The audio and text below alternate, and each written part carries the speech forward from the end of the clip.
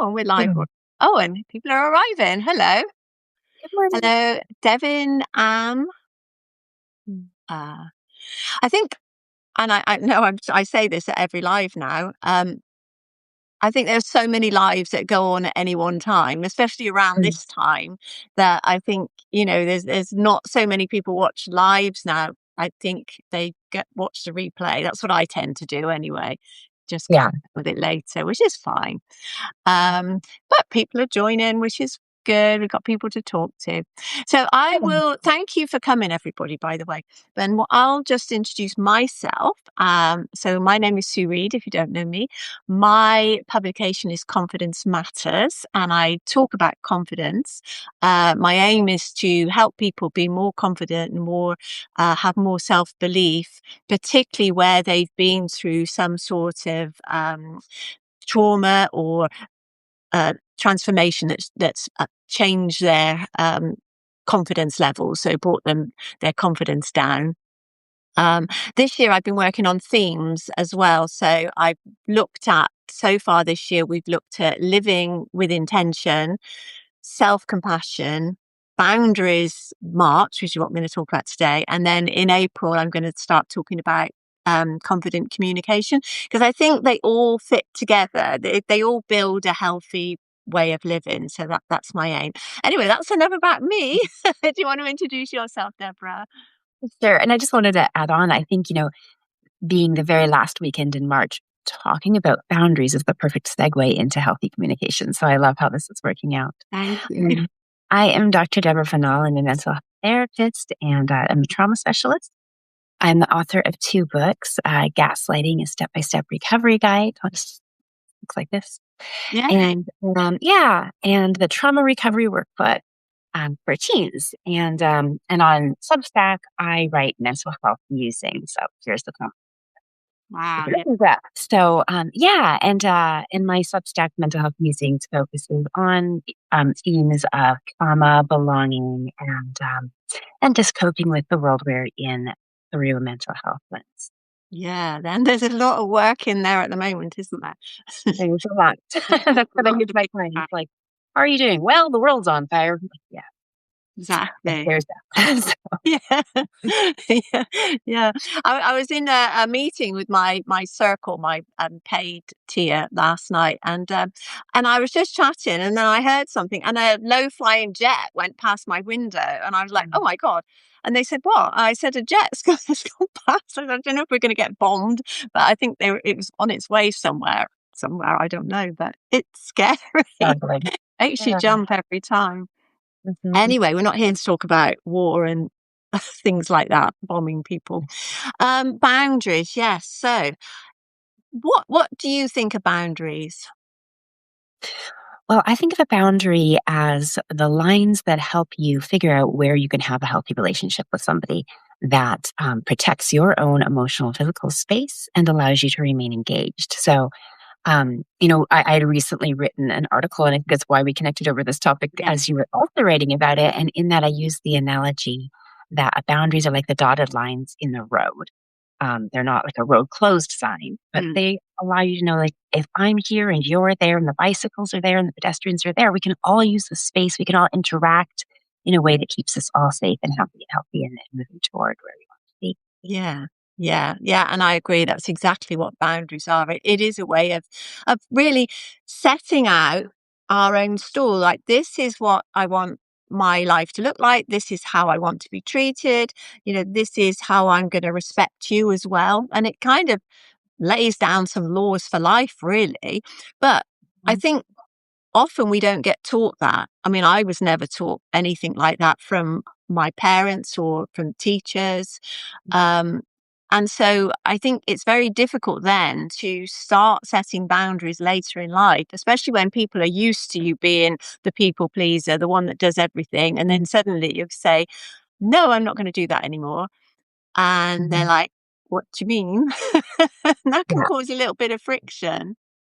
Yeah. And our own attachment styles can come into that too. If you have an anxious attachment with like a fear of abandonment, it can be really hard to set a boundary because you're maybe afraid that if I say, no, I'm not available then, or I can't do that for you, they might just leave you. That terror can come up. Or if you are a more avoidant person, you might use boundaries like walls to keep people out from, to protect your vulnerable heart to a place that becomes, I mean, that's kind of the purpose, is to protect your heart in a healthy way that keeps you engaged, though, not to shut people out. That's a bit of a myth about what boundaries are. So it's interesting to notice too how those childhood experience shape the way we relate to each other and how that shows up when it comes to boundary setting. Yeah, definitely. And after my last article, the one that went out yesterday, somebody sent me a question. And it was in academic language. So this is my translation of it because I don't do academic. But basically, what he was saying is, what if boundaries actually create distance? So what he's saying is, you can cause friction, particularly in a relationship where you suddenly say to your partner, "I'm not doing that anymore," and that can drive you apart. But my thoughts on that is, if setting a boundary, if saying no to something, and you're doing it honestly and openly and with respect and love, if it's your partner, if that causes friction, then it wasn't the boundary, it was already the resentment underneath that's causing the friction. And it's bringing it to the surface. So that's the way I look at that. What do you think? Absolutely. That's one of the big fears people have is, a boundary can push somebody away and cause friction. But like you said, if the relationship is healthy, then that won't be the case. And so ideally you want to partner with people that can respect you and say, oh, I see that there's a need there. It doesn't mean that sometimes we aren't hurt by people's boundaries because we're all very human. Like, it'd be nice to always be very intellectual at things like, oh, this is a healthy boundary they're making. And sometimes we do feel hurt. We're like, I was really looking forward to this idea that I had about how we were going to interact. And our own junk can get escalated and elevated into the situation. But yeah, ideally, we're able to. I mean, that's the other side of boundaries. One is setting them, and the other is learning how to interact in a world where other people healthfully have boundaries, and how do we respect them, and what happens if we don't. Mm. So if somebody is saying, I'm not available, for midnight phone calls, Yeah. not about you. That's about them loving themselves. And you want the people you love to take care of themselves. Yeah, yeah. Yeah, I mean, when you first meet somebody, it's not very romantic to give them all these are the rules, these are my rules. So that would Mhm. be a very harsh boundary to set, wouldn't it? You need to kind of work it out as you go along. Yeah, things unfold. You don't have to, like you said, give a list, like, here's how to interact with me. It's very rigid. But as your relationship unfolds, you start to express these things as situations come up. Like in a dating relationship, navigating sexual boundaries is something that has to be communicated, or you will end up in situations where you feel hurt or used or misunderstood, and things may unfold in a way you don't want. So that's one example, but you wouldn't like necessarily be on whatever your dating app is and be like, I mean, you might, but like the very first interaction with somebody, you might necessarily be like, and I will be comfortable with sexual interaction on day 5. Usually it unfolds more organically, and that's okay. That doesn't mean it's not a boundary. Yeah. Yeah. I mean, that was exactly my problem when I was young, not so much teenager, but as I got a bit older, is that because I didn't have any boundaries, I basically like I was that girl that never says no, which was extremely difficult and extremely painful as well to get myself into situations where I backed myself into a corner. I didn't know how to get out of it. So you give in even though you don't want to, which was was horrible at the time. I look back at it now and think, oh my, why was I so I was naive, but, I wanna say, "Why was I so stupid?" But I wasn't stupid, I was naive.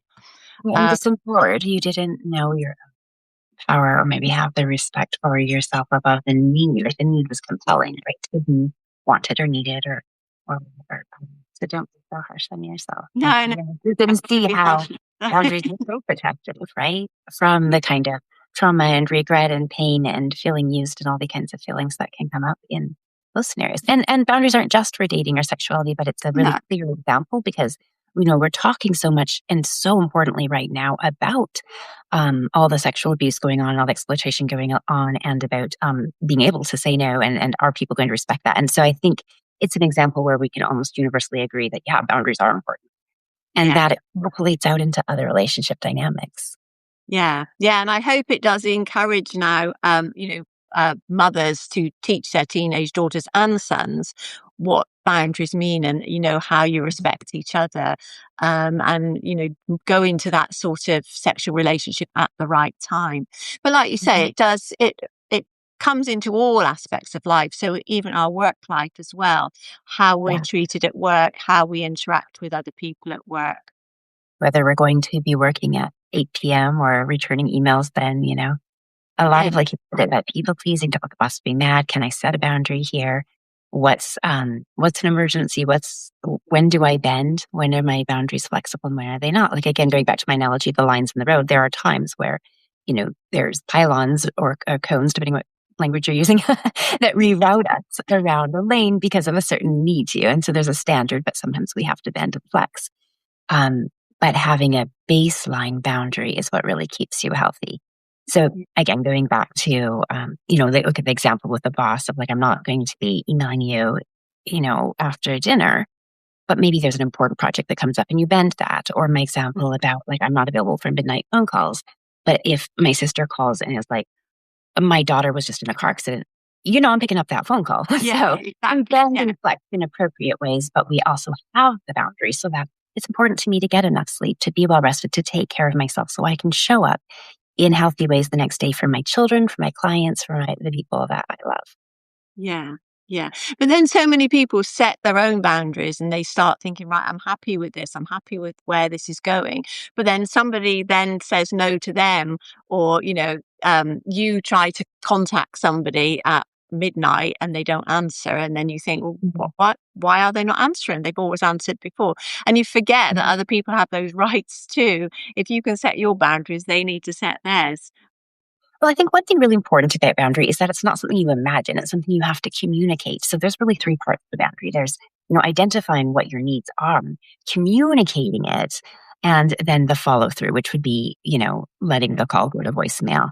And sometimes people just do the first one. They're like, oh, my boundary is, you can't put my picture on social media, which is an absolutely respectable boundary. Um, but they don't tell anybody that. And so if, they get their photo of hanging out is on social media and they're tagged in it and then suddenly they're like, well, the friendship's over. That's not fair. Because it's also a normal behavior for some people. Putting a photo on social media and tagging their friends is a very normal behavior that they're comfortable. So if your boundary isn't like, there's some things that are obvious, like rape is a boundary violation that doesn't need to be communicated, right? Yeah. Yeah. Breaking into my house when I'm sleeping and taking my stuff as a boundary violation that doesn't need to be communicated. No. But most boundaries are very personal and negotiable. So they have to be identified, communicated, and then followed through with action. And Yeah. so in that case, if you told your friends, like, yeah, I'm not comfortable having my picture put on Instagram or Facebook or wherever, and then they do it anyways, then, what is your follow through? Like, I'm going to I don't want to be like friends on social media or whatever that's going to be so that you can reinforce your boundary and take it seriously. Yeah, yeah, you have to have a follow through, because there's Yeah. no point in having a boundary and then it's meaningless if you don't follow through on it. I mean, you can give somebody a warning and say, look, I did say I didn't want my picture on Hmm. social media, so please can you remove that and not do it again? And then you just carry on and it's all's fine. But if they don't remove it or they put another one on, then you've got to Hmm. think, right, what do I do now? Is my friendship worth losing over a picture on social media? Or is this, just a sign of things to come, that they're never going to respect my needs? And then Yeah. you start thinking of all the other things they've done as well in the past. Well, and that's the fundamental word you just used, respect, right? Because it's not about punishing somebody because you don't like something. It's about recognizing that if a person continuously, knowingly violates your boundaries, not like, oh, I forgot, you're the one person who doesn't like your picture. I'm so sorry. I'm gonna take it down. I won't do that again. That's that, being human. But if it's a lack of respect, I don't really care what your boundaries because I don't agree with it. So I'm going to do it my way. Then that tells you something deeper about the relationship and maybe how close it can be. Yeah. Yeah. So what then if you are a because again, this is something that happened to me. So you're married, say you've been married for, I don't know, 5 years and everything's fine, but you have one partner who is more controlling. So say the man Mhm. is controlling the wife. She always does what he wants because she's the wife. She gives everything, she does everything. Whatever he says goes. They go on holiday where he wants to go to restaurants he wants to go to, etc., etc., etc. And then suddenly she starts to say no. And he feels threatened because he's thinking, hang on, my little wife is now trying to bully me, because this is a male reaction because I had it myself. Um, and that can really, and this, I guess this is where this guy was coming from who said about the friction, because this husband now is going to think, hang on a minute, I'm not having this. I'm going to have to push her back down again, which is Mhm. actually, again, what happened to me. So how Mhm. do we handle that then in those situations? Is it, a matter of saying, right, okay, well, if it happens again, I'm going to walk out? Or how can we have these normal conversations? Yeah, that's actually a great example, and it highlights a lot of different things. Mhm. And some of it, I will say, I do talk about in my gaslighting book about unhealthy and healthy relationships. Okay. But the first thing that you're highlighting is that there is, and this is what you said to the person who asked the question, there is an unhealthy relationship dynamic, and what's happening is that you're creating it, you're revealing it. So Yeah. the Yeah. conflict can rise because you're revealing what's unhealthy and you're trying to establish something healthy. And so one of two things will happen. First of all, that one thing will happen. The abusive person or the domineering person is going to escalate in his efforts to put you back in their place. They're going to be Mm. more controlling, maybe louder, maybe whatever they're, depending how far they're willing to go, that will increase. Um, and this is actually true in a lot of relationships. This could be true like with your family members, your parents, your Mm. in-laws, whatever. And you set a boundary. People, when you change, you start shifting a dynamic and setting new boundaries and having more self-respect. People generally don't like it because there's a dynamic established. Like in your example, there's a 5-year marriage, or there's maybe a 50-year family relationship. Mm. And people like the status quo because it's working for them. And you start shifting that and rocking that boat, they're going to want to like steady that boat and get it back to the way it was. And so that might mean shouting you down or pushing you back and meeting a lot of resistance. But that's not the end of the story. So unless like this is where the story diverges, really, right? Like I said, there's two options. If you've got the really abusive person, it will escalate and get more and more dangerous. You need to get out. With general vanilla flavored controlling people, like uh, they'll escalate and eventually get used to it. So Mm. you really have to be able to be aware of what is the dynamic. Am I safe? Do I feel safe? Is this friction? And I'm so used to being a people pleaser that I'm uncomfortable with friction. So I feel tempted to go back to the way it was, or I feel like giving up and feel hopeless, like, oh, that didn't work. But very, very seldom will you set a new boundary with somebody with an old relationship and it'll just go swimmingly. Mm. Because Yeah. generally you're needing to set a new boundaries because something wasn't working for you. So you have to be committed to being persistent and again having that third leg of the boundary, which is the what am I going to do when it's violated? Because you kind of have to expect that it may be. So if it's like, you're talking to mom and you set a boundary, like, we're not talking about my weight. That's my private journey or whatever, right? Um, I'm not going to discuss that with you. And she's on the phone and she's like, well, I just heard about this new diet. Have you heard? And you're like, mom, I told you I'm not talking about weight. And she's like, yeah, but let me just, okay, I'm going to end the phone call. We can try again next week. So you have a follow through. It can be respectful. It doesn't have to be a big explosion, a big fight, Mm. but you're just clear and confident and you follow through rather than just going, well, I guess here we go again. Wish I Mm. can do. Yeah. And you don't have to mean like, okay, I'm going to end the relationship. I'm never talking to mom again. It's reinforcing. It's kind of like reversing the dynamic when you were perhaps a child and you didn't like a certain behavior and something was withdrawn. It's not again like punishing, but it's reinforcing your boundary. I'm simply Mm. not engaging in this conversation. Yeah. Yeah. And I think the reinforcing is the important bit, because the moment you go back, then they know they've won, and they know if you've done it once, you'll do it again. Yeah. So they know that every time you say no, I just have to keep pushing and she'll give in, Mm, or he'll give in, because it works absolutely. both ways. Yeah. Yeah. So with my marriage, obviously it did come to an end, which was a good thing. And I think where my marriage now works is that we are both on the same level. We both have Mm. our own boundaries, and we both respect each other's boundaries. Um, we wouldn't, if we do step over the line, I think we just mention it to each other. We just say, Yeah. look, that, that upset me. And I think that's My husband is important just to know. pulling faces at me. He's like, I don't do that. Go I away. never. Yeah. But I mean, that's the reality, right? Is in any relationship, there will be times where we transgress a boundary, not necessarily intentionally, not maliciously, but there's no perfect dynamic. And so you have that, like, this is a generally healthy relationship where we actually respect each other's people. So we work through it and we repair. So boundaries, again, they're not walls, they're not relationship enders. Um, at least that's not the goal. And you don't have to move from I set a boundary, they violated to estrangement or divorce or whatever. There's room to say, like, that didn't hurt, that didn't work, or that hurt me, or I don't think you're understanding what I'm asking for here. Let's Mhm. work through this. And that's Yeah. really key. Yeah. And I think that's important what you said, that hurt me, rather than saying you hurt me, you did this to Mhm. me, you shouldn't have done that, because that makes just makes the other person very defensive then. But if you say, look, when you did that, this is how I felt, then that's a lot softer, and they realize that, you're not accusing them, you're just saying how you feel. They're Right. likely to change then. Yeah. And you don't, I can't think in the morning. It's the morning here in LA. um, you don't want to infuse, intention into what Mm, somebody said either. mm, Like, you might have some assumptions, but try to hold those loosely. So it's not like you did this because you were trying to do this and you were trying, just this is this is the boundary violation I experienced. It felt this way to me. And that doesn't work. So mm. how do we work through this? How do we fix that? Yeah. This Yeah. is So if again for what I somebody's mean.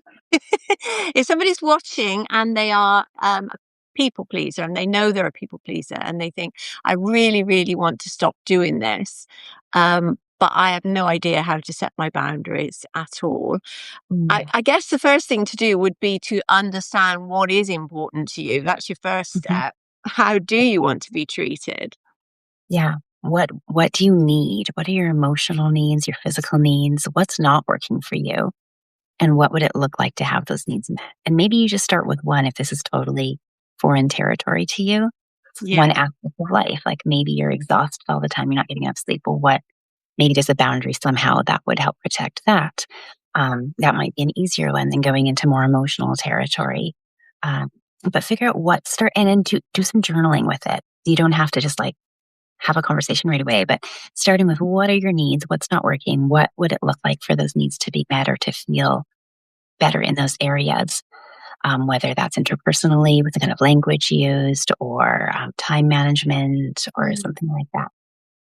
And then you can start by even writing out, practicing in the mirror if this is really scary, what it would be like to communicate that to the significant people that may be violating what's only an internal boundary, but not really a boundary because it hasn't been set yet. And then maybe, and if this is hard, maybe you practice it through with a friend or a therapist and then move into communicating it and just do one. Don't give them a litany. Here's a whole list of changing our relationship. That's going to feel like, it's not going to work very well. You know, um, and you may want to communicate what that follow through might be. Like in my example with the phone call, I'm not going to talk about my weight with you. And if we continue, then I'm going to end the phone call or I'm going to like go home or whatever the dynamic is. mm. You don't have to always communicate the what if right away because the boundary should be enough to be respected, unless it feels natural to do so. But know what it is yourself so that you're ready to follow through and not just make it a wish that you've expressed. Yeah. Yeah. And like you say, start with something small. Like, I mean, starting with your mother is probably a good place to start, because she's more likely to be sympathetic. Okay. I Yeah. know not all mothers aren't always sympathetic, but you can say to her, look, mum, I don't, when you do this, you make me feel like I'm not good enough. Like, you're telling me I'm overweight, and that makes me feel really bad. I can see myself in the mirror. I know what I look like. I don't need to discuss it with you if you don't mind. And something like that, she's probably going to think, oh, well, I didn't realize that I was upsetting you.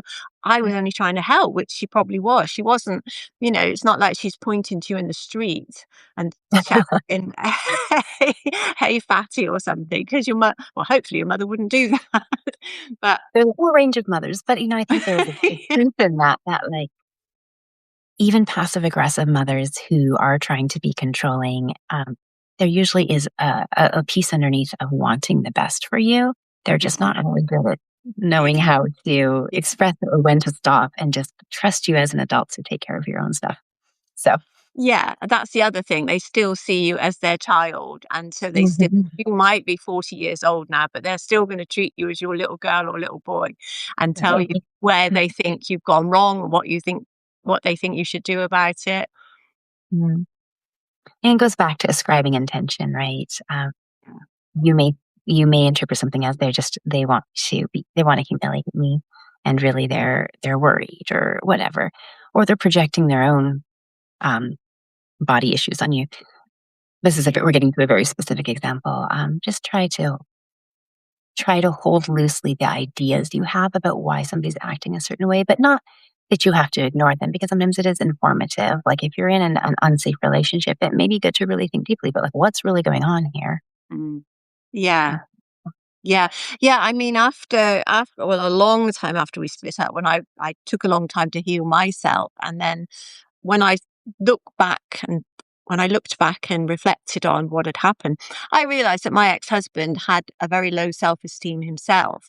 So Mhm. if I showed any sign of confidence, he just had to push me back down again because he couldn't cope with not somebody seeing that he wasn't confident himself. That's the way I look at it now. Mhm. I mean, I have no contact with him now, and luckily we didn't have children. So, Mhm. yeah, good luck to him wherever he is. Yeah. Yeah. Anyway, so what haven't we cleared? I think,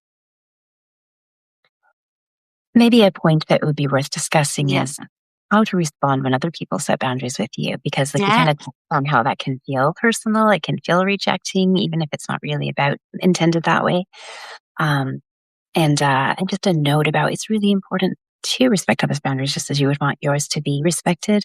That's actually much more protective of your relationship, even if it feels like more distance than you have had before or that you would like.